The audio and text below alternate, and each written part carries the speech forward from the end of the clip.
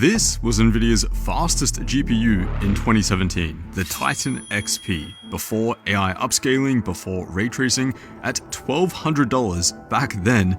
This was the best of the best. 2017 was also the year that I built my first PC, and yeah, this thing was way out of my price range. Today though, you can buy these for around $200, many actually selling for around $160. So of course, I just had to pick one up. I mean, that is like a 90% discount once you factor in inflation, making this one of the most heavily depreciated GPUs that I've ever seen. The Titan XP is also the fastest GTX GPU ever made, and probably will be forever since Nvidia now seemingly only makes RTX GPUs. But yeah, this thing was the fully loaded chip from the 10 series. There were no RT cores for ray tracing or tensor cores for AI, just 3,840 CUDA cores built on a 16nm process, making it faster than a 1080 Ti by about 10%.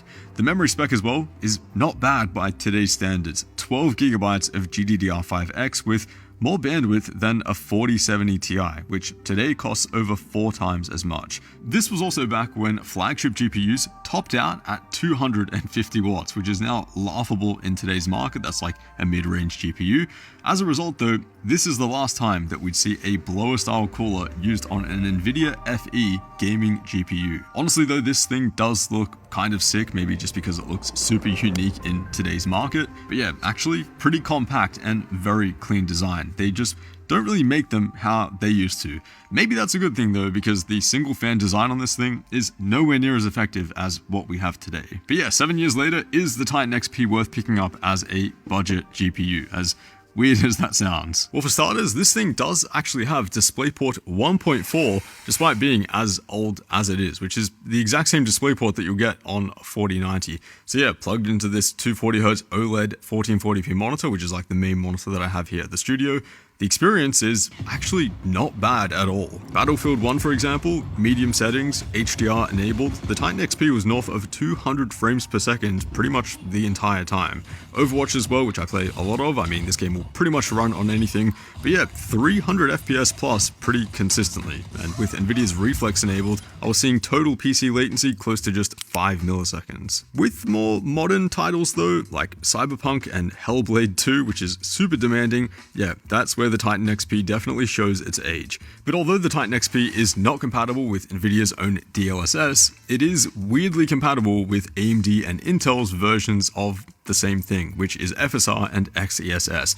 Both of those are actually options in Cyberpunk and Hellblade 2, and you know what? They're actually not that bad at all. Especially XESS, I found it to be very usable and definitely an upgrade over the native rendering experience with the much lower frame rate. And also in Cyberpunk, I did notice much less shimmering with XESS enabled compared to FSR and even native rendering too. But yeah, really cool that this is an option, and I have to give a massive props to Intel for making this so accessible. Over the course of a few more games at 1440p high settings, I saw an average of around 80 frames per second, which is not bad at all for a sub $200 GPU. 140 plus in Doom Eternal, 82 in Horizon Zero Dawn. You can definitely still have a lot of fun with this thing even in 2024, but yeah, in those more demanding games, you pretty much need to enable FSR or XESS to get something that's enjoyable. Now, as for what this amount of money can buy you in the new GPU market, there's honestly not really anything. The closest thing on the Nvidia side would be the RTX 4060, which comes in at $300. There you get 4GB less VRAM and half the memory bandwidth. But to its credit, it is a pretty low power GPU. This thing pulls barely 100 watts in total. That is more of a reflection though of the 40 series architecture as a whole compared to the 10 series. You know, this thing, 5nm, is very, very dense and very power efficient. The 4060, believe it or not, actually has 60% more transistors than a Titan XP, and the GPU is a third of the size. I think that is kind of insane. And the overall performance of the 4060 is actually a bit better than the Titan XP. Across these games, it's around 11% faster on average, but that is also for $120 more, which in this price bracket is pretty significant.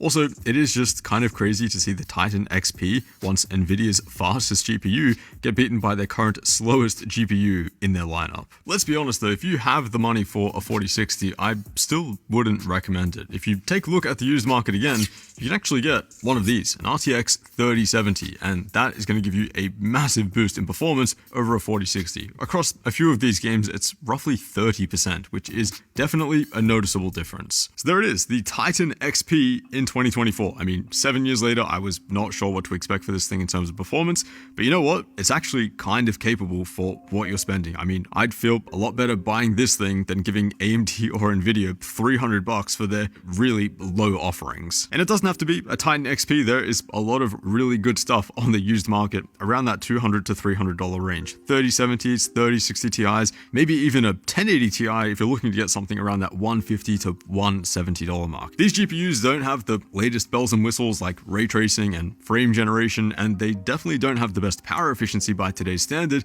but they can definitely get a PC up and running if that's what you're looking to do at a pretty tight budget.